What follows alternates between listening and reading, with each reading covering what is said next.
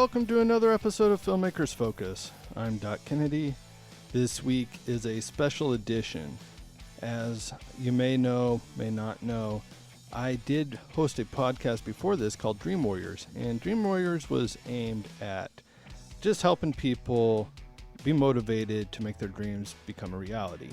During that series, I interviewed a number of people, which included a few guests that kind of fall in line with our topic. And today's guest is one of them. Robert G. Lee and I recorded this episode, and I looked it up. It was exactly 2 years, just about to the date, that I'm re-releasing this through Filmmakers Focus. So a little bit about our guest, Robert G. Lee. Robert is best known for his work as a stand-up comedian. He's also made appearances in shows such as Family Matters, Wings, and Perfect Strangers, and was a writer for the hit kids program VeggieTales. He's now taking his career from comedian to filmmaker. So one of the reasons I wanted to reprise this episode is that in the last couple years, faith-based and family films have become the top genre moneymakers in the movie industry.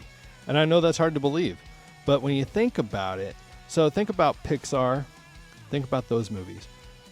There's a reason that they make so much money, and part of that is because they're tremendous stories. But a big part of that also is that a whole family can go to the movies. You can take your youngsters and not worry about the content. And there's a lot of other things involved with this too. We're seeing all this horrific stuff going on in the world. People want to break from that.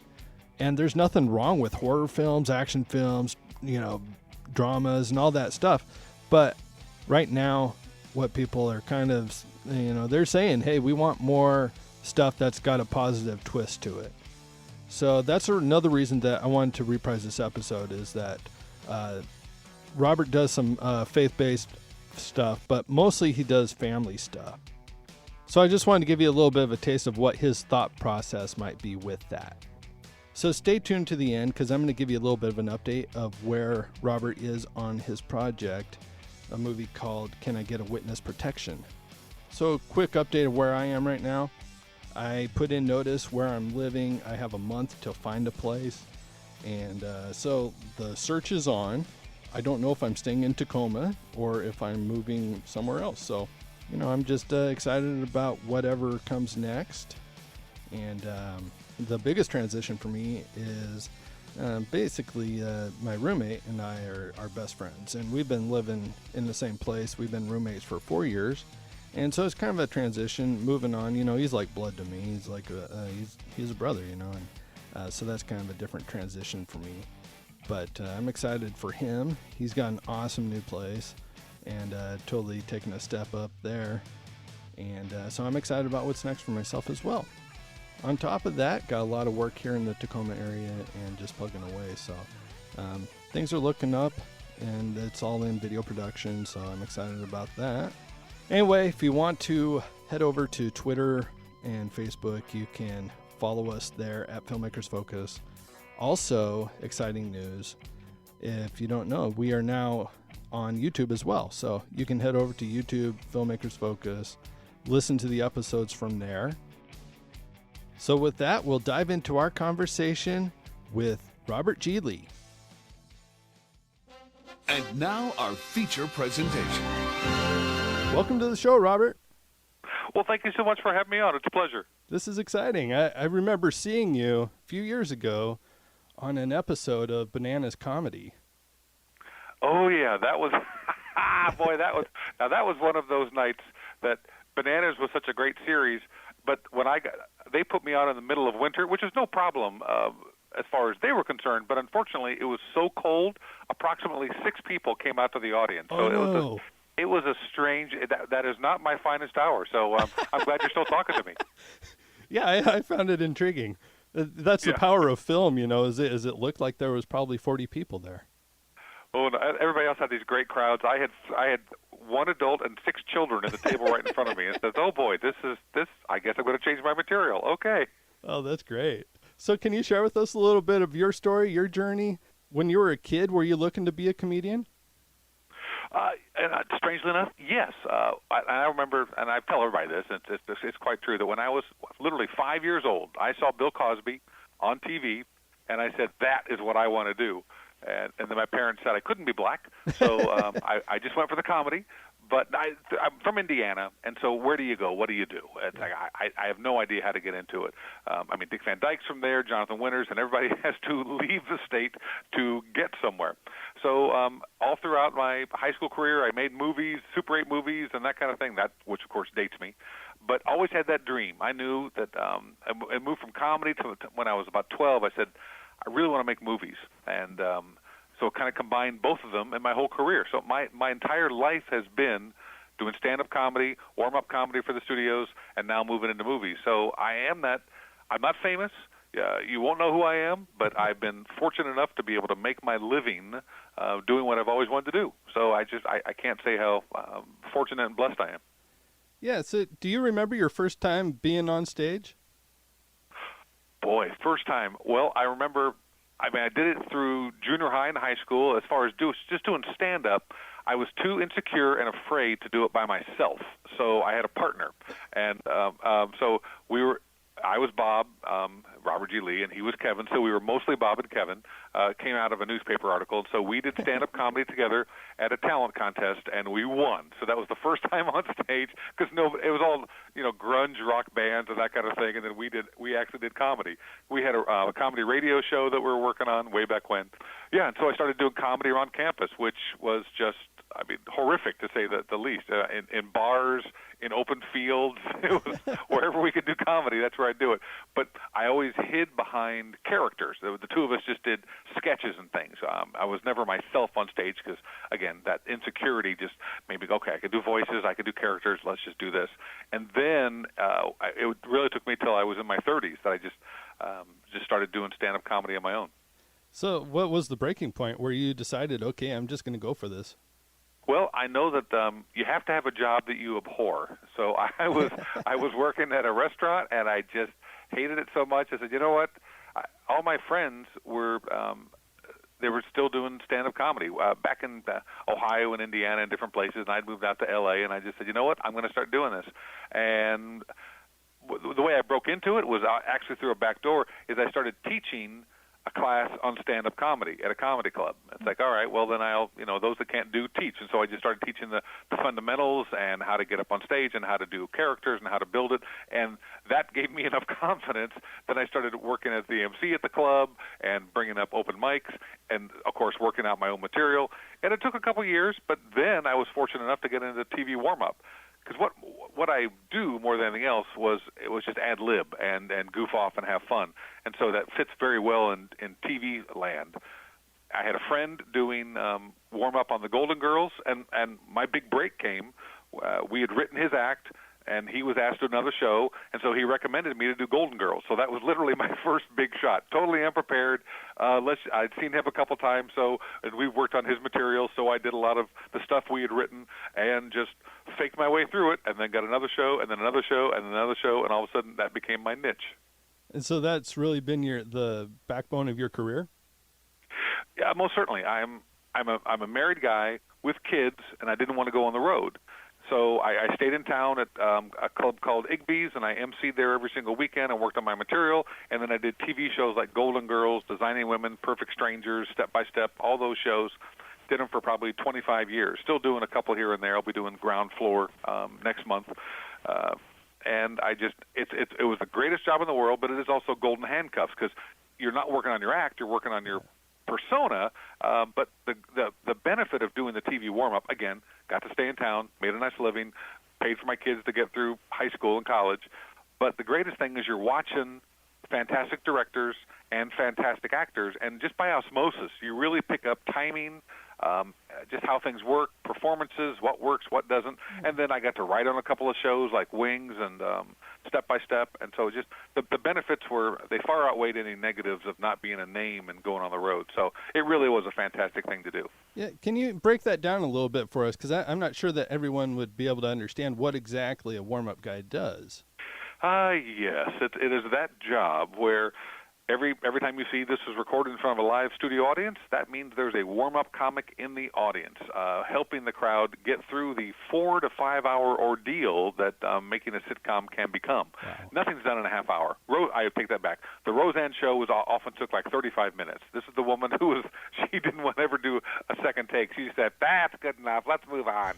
And so that show went by in a heartbeat. But every other show, they redo it. They do a scene, then they rewrite it, and they do it again, then they rewrite it, and they do it again. And the warm-up comic, our job, is to keep the audience at the same level that they were when they came in for the last scene. So you just can't get to the last scene of a sitcom, which is supposed to be the climax, and have the audience not be there or not laugh. So it's part host, it's part lion tamer, and you're just engaging the audience and keeping them up and energy up, not pushing them to where they get exhausted, but having fun for the entire time. And it really is fun once, but once you've seen one show, it becomes an ordeal to go see another one. So it's a very, very long. You have to be a fan. I'll put it that way. And if you're a fan, it's great because you're in the audience, and they're your stars, like Julie Louis-Dreyfus from Old Christine. I did that show. She's just the nicest person in the world. Ted Danson on Becker. They're just great people. And so you build a relationship with the people in the show. But basically, if you, an audience member, ever watch a show, just know that was me in the audience for so many of these things. Thousands of shows, thousands of people, just behind the scenes. Well, that seems like that would be more stressful than being on stage, just doing an act. Well, it can be. Oh, believe me, and this is the horror story of all of us have done these kind of things. When a show just starts off and nobody knows what the show is, or if a show isn't popular, they can't get an audience for it. So who do they bring in? Well, of course, they bring in the drug rehab crowd. And the drug rehab crowd are the people that are on methadone that get $5 a day for going to sit in an audience. And let me just put it politely, they're not the friendliest and nicest audience you'd ever want to meet because they're strung out, they're tired, and it's dark, and all they want to do is take a nap. So those audiences are the tough ones. But when you're on a good show, like I did Just Shoot Me for years, and you get fans and wings, there's nothing better because people come in, they want to see the show, and they just have so much energy, and it's just great. And they've never done this experience.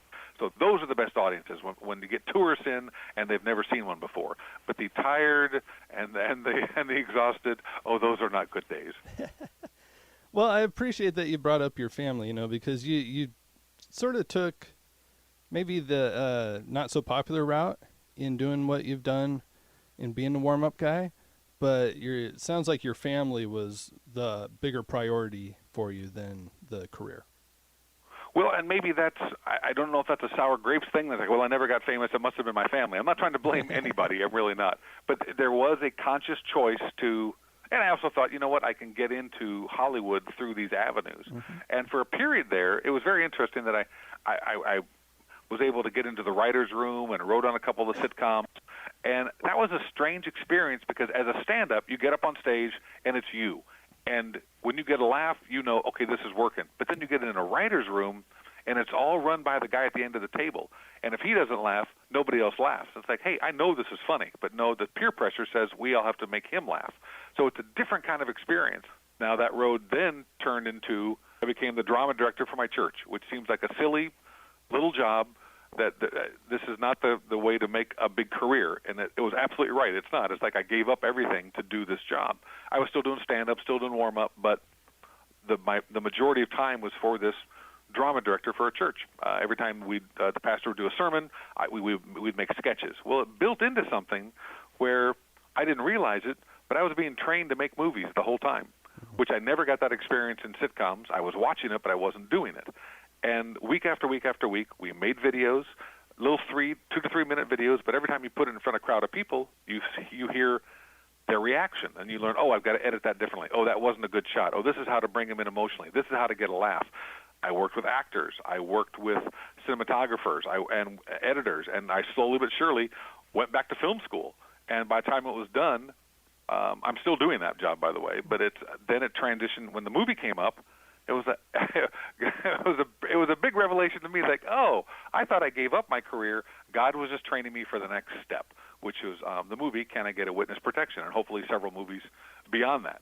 But time and time again, when I made this film, I said, "Oh, I learned this, at the church. Oh, I learned this at the church." And it became a running gag for me that how stupid was I to not realize that I was being trained for something bigger. Well, I think that happens a lot in life. We can look back now and say, "Oh, wow, that's where that came in." Now I'm thankful for what seemed like maybe a dull time in my life. Exactly. Yeah. It's all. I think life is just and the Christian faith is a hindsight religion. It's always in hindsight where you realize, oh, that was actually a good thing. I thought it was horrible. But no, it's always almost always being trained for something else. Well, take us on the journey of Can I Get a Witness Protection? So you decide that you want to do a feature-length film. How does that all come into play? Well, there was a church that couldn't make its bills anymore. The congregation was dying, and so they were renting themselves out to different studios, the property, so they could make money. And so they said, this church is available if you wanted to make a movie here. So it was literally, well, we've got a barn, let's put on a show. And so I wrote a movie that centered everything in the church. I said, all right, what can we do? Let's do it. All right, somebody gets put in witness protection. All right, great. Let's have the guy, they have to live at the church. That saves on sets. So I built everything around this one church, and we went around the church and looked at all the locations, every room, and I wrote all that into the script. Had a reading, had a really good response. At that point, I was just the writer. And then it moved on to, I guess because I've worked with all these actors for so many years that it makes a lot more sense if I would direct this. And so the producers and I had a discussion, and so I moved into directing. And then it moved into, and I guess I'm raising the money for this as well. I guess I'm executive producer. Oh, I didn't know that was going to happen. So by the time it was done, my friend said, Bob, if you had been offered everything dumped on your lap at the beginning, would you have done it? I said, oh, absolutely not. I had no idea how much work this was going to be. But when you're drug in bit by bit by bit, it's like the frog in the tea kettle. It just keeps getting hotter, and you realize I'm treading water to stay alive here. So that's how I became. I knew I was going to be the writer. I didn't know I was going to be the director, but that's how it all came about. Now, the other side of this is everything that I've been doing for the past 13 years in my church not only helped me to make the movie, but people in my church are the ones that contributed to the film, because they all said, we like what you do, we want to see clean entertainment get out in the world, we want to support this financially. So literally every single investor in this film, maybe 10% not, but everyone came from personal relationships I had. So just know that people are watching you. They're looking at what you're doing, and if they like what you're doing, they will invest in your future. I like that. That's very true. How many years in the making is this? It was 2 years ago when we started, okay. And I filmed it a year and a half ago in December for the month of December, and it's been in post-production for a year and a half. And the reason being, when you're low budget, everything is done with favor. So it's like we're on this train, we got it, we filmed it, it's great, and then it just came to a screeching halt because the editor works on Supernatural. So she's busy 40 to 60 hours a week, and every time she had a free weekend, she would edit a little bit more of the film. Then she got free in the summer, so we finished a lot of it and showed a rough cut. And then she goes back to work, and again it's, okay, now we got to shoot a new opening, a new closing, and she edits it bit by bit. Not her fault at all. That's what life is. And then we had the composer. The composer works on Amazing Race. He's great. He only has so many hours. And the special effects guy, he works for Disney, only has so many hours. So that's why when you're asking for favors, you wait. And it was a very frustrating time, and I can't wait to actually get enough money to pay people up front. But everything, when it's done on deferred salaries, pushes the timeline back. And you have to really work hard to keep your enthusiasm up when things aren't moving as fast and as quickly as you want them. Because if you get upset, then people don't want to work for you. So that is why it's become such a long post-production process. And everyone said it was going to happen. I go, oh, sure. And lo and behold, it does take longer for post-production. Who knew? Well, what's their why? So you got a guy working with Disney, you got a guy working on Amazing Race. What's their reason for being involved in a project like this? Literally all of them are either friends or believe in the project. So they go, you know what, granted, we all have the same worldview. It's everybody saying, you know what, we want to get, all the actors in the film, they all say, we want to do clean, wholesome entertainment. And there's just that belief in Hollywood that if it's going to be funny, it has to be an R-rated comedy. And if it's religious, it's got to be so super serious that you're not allowed to laugh. So there's got to be people in the middle that just want to go see a good film.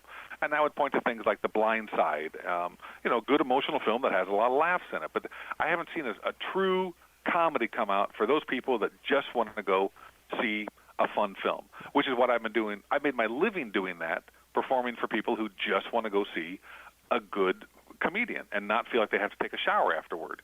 And when if we can get people to go see the little Indiegogo campaign that I've got, I mention that. I do say the number one comment I get after I perform for an hour and 15 minutes at a church is people come up and say, I didn't think it was possible anymore for people to be funny and not be filthy.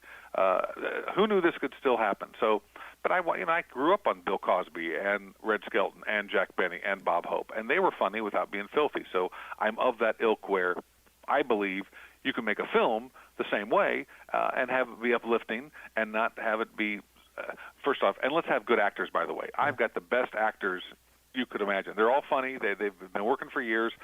And it's just like, I'm sure you know Judd Apatow, and he had his friends that he made his movies with and said, these are the funniest people I know. I just want to make movies that let these people just go do what they do. And I'm doing the very same thing with my movie, but just a little bit cleaner version. Yeah. And that, different strokes for different folks. They're doing their thing, you're doing your thing, and it's great that there's an option for people.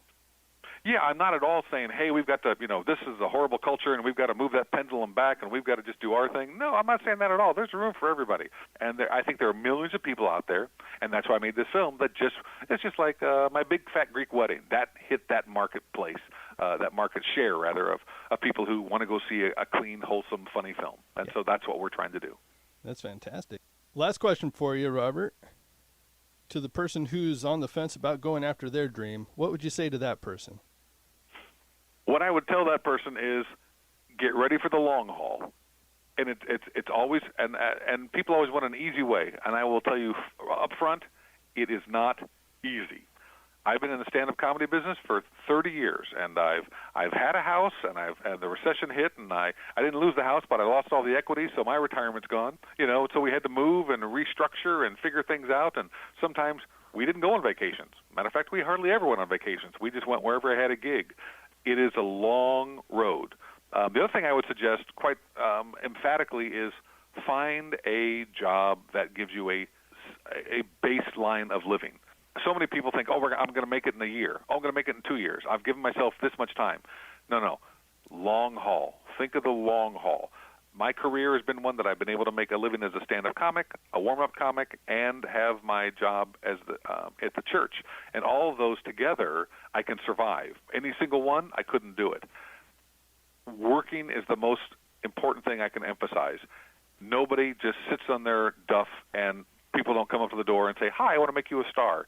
You have to work at it. One of my favorite stories is John Grisham. He was a full-time lawyer, but he got up early every single morning, and he wrote probably for an hour or two every single day. And by the end of the year, he had a time to kill. And he sold it, and now look at his life. He has the intelligence and the training from being a lawyer, and he writes about what he knows. So it's the not giving up. That's the part. Now, the hard part in all this is you really have to assess whether or not you are talented enough to do it. Because I've got a lot of people who say, I can follow my dreams. And the reality is, for example, actors. There are about 500 to 1 million actors, and they're all waiting tables out in Los Angeles, and they all say, I'm going to make it. Now, I would hardly encourage doing what you love, because if you love it, hey, join a community theater, have a great time, but you've got to have that certain special something where everyone, all of your friends and the industry agree, no, you've got what it takes. Don't be blinded by these goals and dreams, but if you don't have the reality to back it up. So, and I'm not trying to discourage anybody, but what you have to realize is not everybody makes it as a Major League Baseball player. Me, I'm not on the A team. I'm not in the majors. I would be a D-level star, but I've made a living doing it. Another piece of encouragement, there are many ways to the top of the mountain. You don't have to be the star. You can be the producer. You can be the person on craft service and get your way in. You can find a way in as an assistant cameraman. Find what you do well and what a niche is, and go do that. Instead of going after the job where 1 million people are going for it, go for the job where only a few people are doing it. As for myself, the reason I am where I am is because I got tired of waiting for somebody to come up and just give me something. I said, you know what? I'm going to do stand-up on my own. You know what? I'm going to do my own. I'm going to produce my own stand-up comedy videos. You know what? I'm going to make my own movie. You have to get to that point where something pushes you to say, I'm tired of waiting. I'm going to do it myself. And then if society says they like it, then you can make the next one. And that's what we're waiting for with Can I Get a Witness Protection? It's like everything has culminated to this point. If society likes it and the culture accepts it, we'll make another one. If not, you'll just see me doing stand-up comedy and working at my church. But I'm going for the brass ring, baby.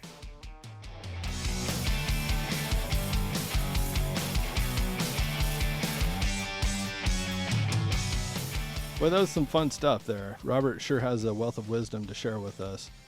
And I'm excited to see where things go with Can I Get a Witness Protection? So Robert sent me a message when I asked him if he'd mind if I reproduce this. And I wanted to give him a plug because I knew that they were kind of wrapping things up with Can I Get a Witness Protection? And he gave me his blessing on that. And he sent me this message. He says it took 4 years of post-production favors to wrap it up. They just got it wrapped up. We are now looking for a distributor. We are an official selection of the Burbank International Film Festival on September 10th at 2:30 in the afternoon. So if you're at the Burbank International Film Festival, make sure you check out Can I Get a Witness Protection? And go support Robert G. Lee and his team. They put in a lot of hard work, a lot of volunteer hours here. So it's exciting stuff for them, exciting stuff all around. And you know what I love about this is that they didn't give up. You know, that seems like a long stretch, and they just kept plugging away at it, allowing that volunteer time to come through and just making a project that they could all be proud of. And that's something that all of us can learn from for sure. And I also appreciated how Robert was willing to share how his story has evolved. You know, he's gone from comedian to a filmmaker. They're both in show business, but they're not the same thing. You know, they're not close. And for him to make that leap is quite a feat, I believe. Well, that wraps it up for another episode of Filmmakers Focus. I look forward to seeing you all next week. Go and grow. That you work your whole life to get somewhere, and when you finally get there, your hair decides it's not coming with you. I mean, I've still got most of mine, but my forehead's a lot higher than it used to be. And I was kind of complaining about this one night in a set, and the lady came up to me after the show and said, well, you know, your hair falling out is just the same as a woman's bosom sagging. I said, I'm sorry, but I don't believe your bosom falls off.